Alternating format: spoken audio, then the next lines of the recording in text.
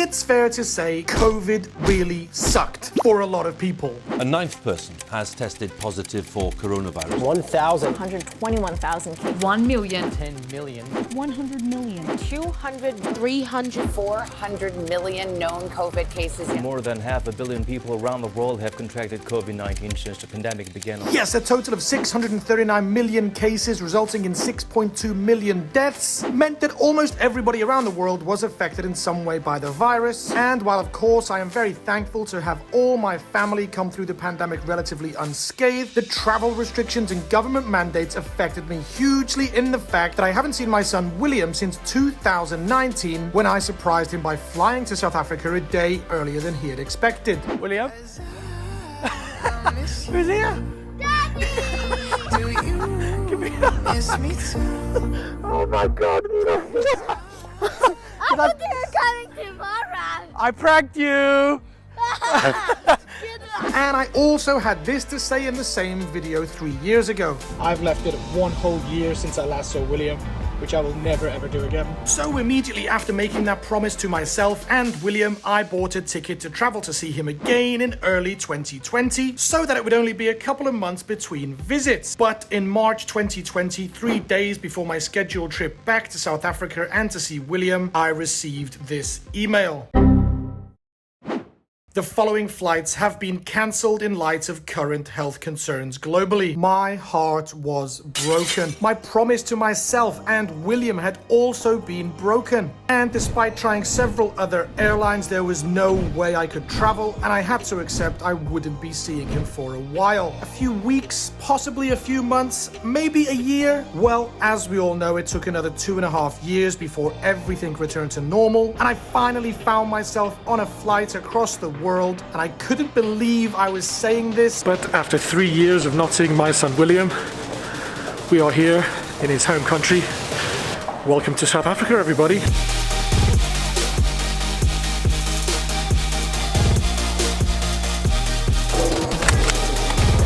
Thank you.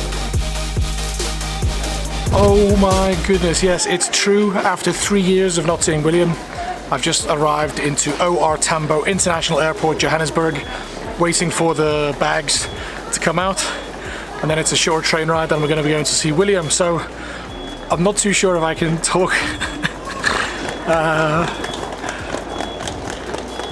I really wanted to talk a little bit about how it's felt the past few years being away from William, but I think I might just do that in voiceover because even as I was filming the landing and filming that very distinctive African scenery, that African landscape, I was crying like a baby on the airplane, so almost impossible I can talk too much. But yes, anyway, as I said, maybe I'll tell a bit of a story in voiceover.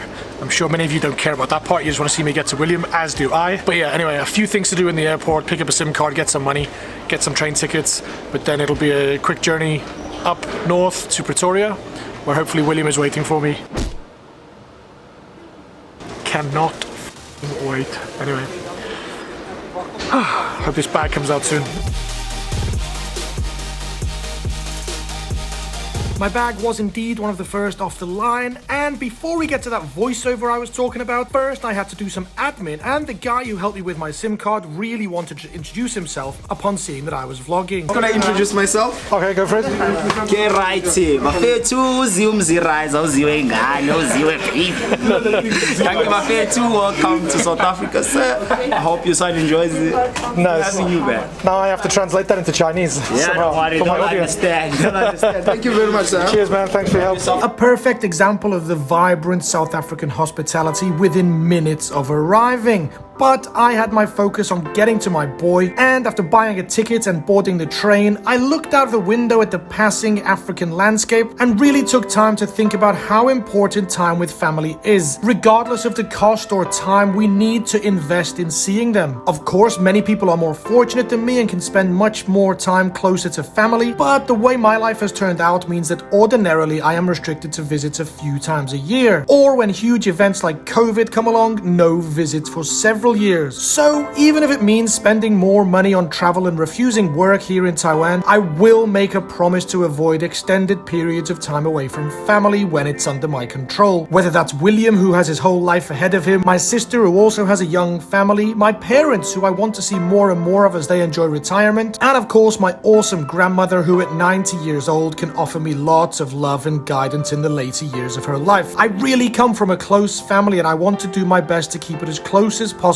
despite the international arrangements of the family I've created. And also, not to mention that as William gets older, I want to allow him to come to Taiwan more often to experience the culture of this country, the country where he was born and spent the first 4 years of his life. But anyway, talking of William, I had arrived at Pretoria Station and he was still waiting patiently for his daddy, who he hadn't seen for a huge part of his life. Where's my big boy? Give me a hug.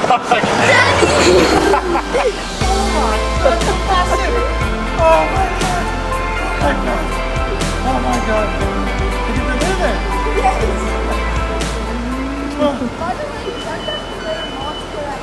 Oh, do you not have to wear a mask? Yeah. Oh, does Daddy look like a silly Billy? My suitcase has got 3 wheels. Oh no, what happened? Give me another hug. Give me another hug. Oh my god, my boy. Oh my god, I'm trying not to cry. Because... Hello. Look at this big boy. Look at what I've got with me. I can't believe it. What are we going to do this week? Or these weeks? Have you got a list of things you want to do? First thing, we're gonna go eat at that relish place we were last time you were here. Oh, is it? Yeah. Oh, okay. So is Daddy going to pay? I don't know, someone's gotta pay.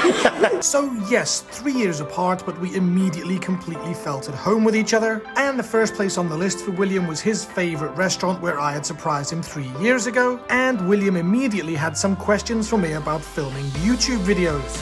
Quick question, can you like rearrange the scenes on your editing thing?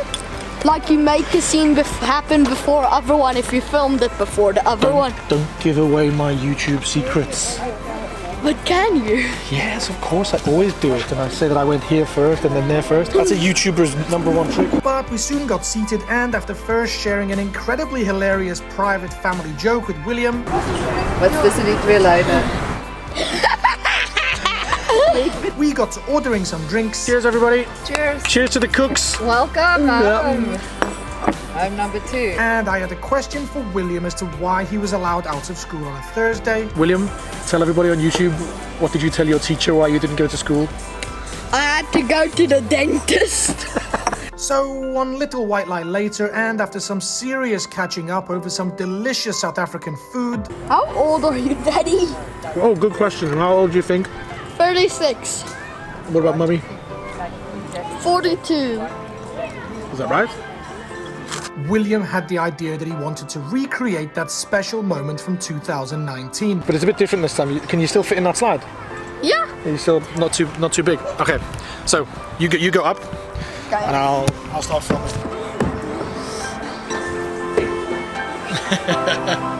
What did you do, man? Okay. William, who is it? Breakfast finished. Give it a review, William. 10 out of 10. 10 out of 10. Where's your money to pay for it? Helicopter, helicopter. Okay. Should we go home and play some Nintendo Switch? Yes. 25. So that's exactly what we did. Headed home, gave William some gifts, and sat on the sofa playing his favorite Nintendo Switch games and just being together, something that we hadn't been for over 3 years. And while I did film a lot of the following month I spent in South Africa with William, Omdat jy verjaar, mag die Here jou seën en nog baie jare spaar. Hooray! I'll hope you guys don't mind that I want to keep most of those videos as personal family memories, as I wanted to avoid work as much as possible while I had the chance to be with my boy that I had missed so much during the tough COVID years. Not forever. I will of course be heading back to Taiwan soon to continue working hard on videos for you guys. So if you have enjoyed this video, please remember to hit the like button, share with a friend, and maybe even consider subscribing if you haven't already. But as for now, and as always, time for me to say thanks for watching, and I'll see you next time in My Life in Taiwan. Peace. Bye bye.